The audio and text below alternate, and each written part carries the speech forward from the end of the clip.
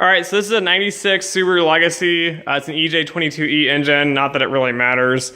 But the AC compressor here is just not working. I guess it is working, but it's making like a high-pitched grinding noise. Again, the dryer goes right here, which I've already taken off. And right there is the firewall and the holes that it goes into. But I cannot find a video on how to remove the expansion valve. And the reason I need to do this is because if you replace the AC compressor, that doesn't have a warranty unless you replace the dryer and the expansion valve. So I took it to a shop, honest shop, I've worked with them a lot, really like them, but they wanted $1,500 to do it. So I found these parts for $450 online. It comes with the dryer, the expansion valve, and the AC compressor. The AC compressor is going to be the easiest piece to remove. However, the expansion valve is behind the firewall, and it's really not that hard to do. It should only take you about half an hour. All right, so it's a little dark in my garage, but basically here is the drawer. So it's like the dash that you pop out, it has the handle and everything. Anyways, you end up taking that out. There's 2 bolts on the bottom that you take out, and then there's this black piece of plastic that's inside of here. It has little snaps on the top that aren't even screws. And then on the side here, there are actually 2 screws that you need to take out. You take out the piece of plastic. You take off this piece of metal on the bottom, which is what the bottom of that little door is hooked to. And then anyways, you end up with this box here.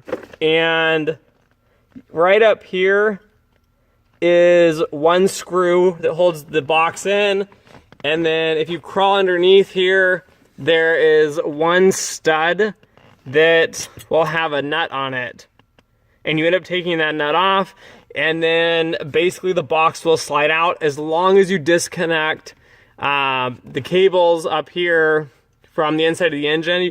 You disconnect the dryer and disconnect those 2 cables, and then this piece of plastic will actually come out. On the right here is actually the fan.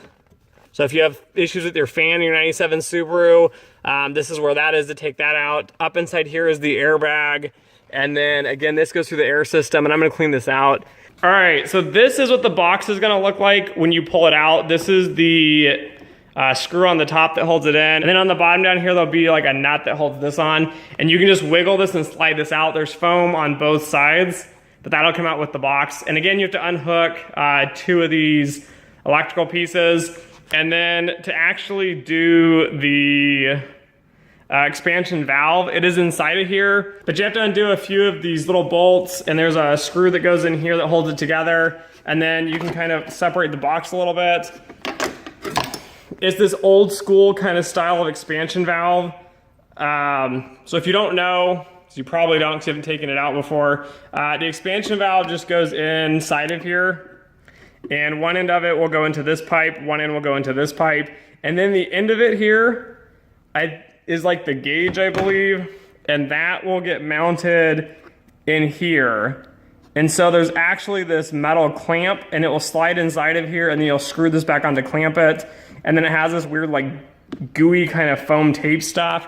I just undone it. I'm gonna put the new one in here. I'm going to put it back together, and then I'll put this back in the car. But let me do that real quick, and we'll hopefully show you at least some of the parts and pieces and why this is really an easy project. So the brand new kit should come with the expansion valve, and then there should be 3 of these washers. They go in here. I don't have a stand, so I can't videotape this for you, but I'm gonna put this in real quick. It's not hard, guys. It just has threads here, so like you put the washers here on the ends of these little valves, and then you just put the tighten them down to the new expansion valve. So a quick note here is that you have the expansion valve, and there's only 2 places it screws into. It comes with 3 O-rings. I looked all over and saw if they could put on the 3rd one, but I ended up with this really tiny one that's left over here, and I don't know where it went. So I'm assuming it maybe goes for if you have this smaller line.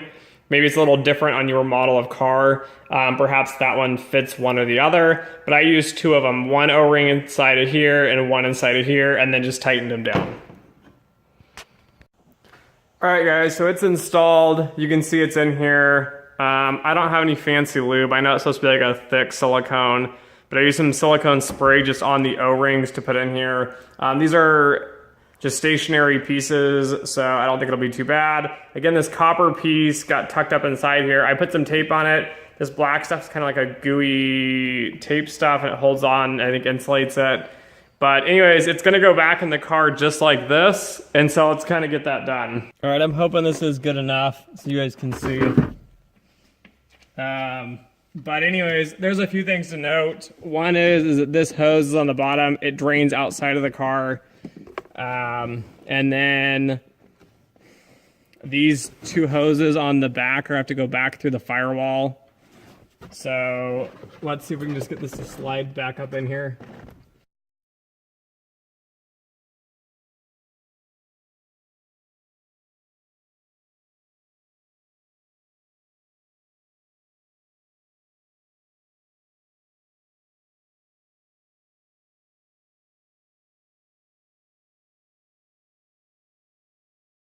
All right, so I've screwed around with this for about 10 minutes, but if you can see down in here, there's this the plastic part has a Y, and then there's this white metal stud that needs to come through it. All right, so if you don't get that piece in the bottom lined up, it just won't fit, and this plastic tab on the top will get jammed between the bar and stuff, and you'll be fighting it, and then you'll have a pry bar like this, and you'll be screwing with it and it won't line up. So just take it back out, don't force it in. Line the bottom up, put the top, will actually line back up. And now you can see it just goes in a lot easier.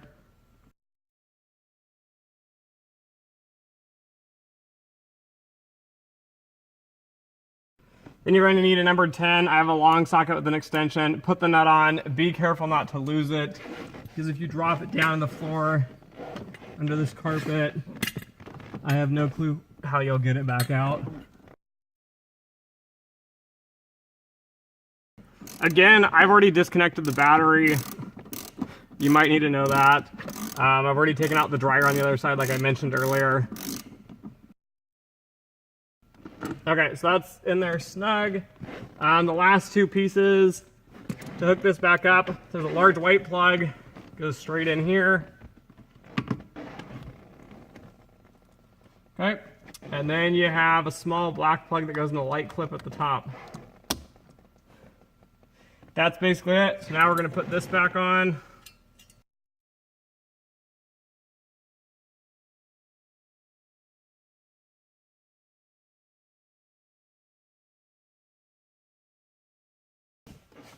All right, so now let's just pop this cover in to cover it up and make it look pretty. There are these two just cheap plastic little snaps. They go in the top.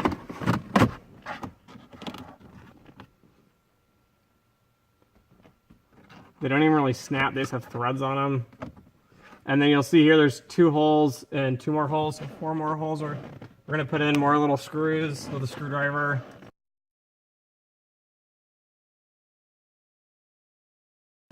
And make sure these are tight, because once you put the drawer back in here, it's not gonna fit. You can't get to these anymore.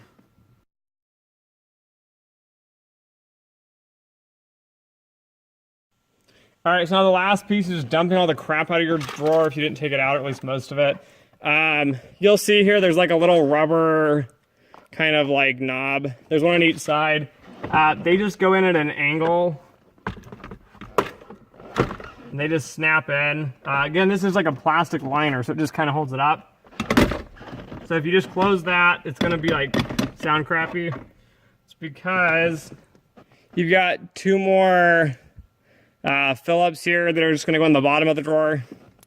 All right, so just so you can see real quick, there's 1 fastener there, and then 1 fastener there. And so if you just get those 2 tabs, you tighten them down, and it's back to normal, and the condenser, or the evaporator is in. We still need to do the condenser and dryer, but I'll do that probably in the morning.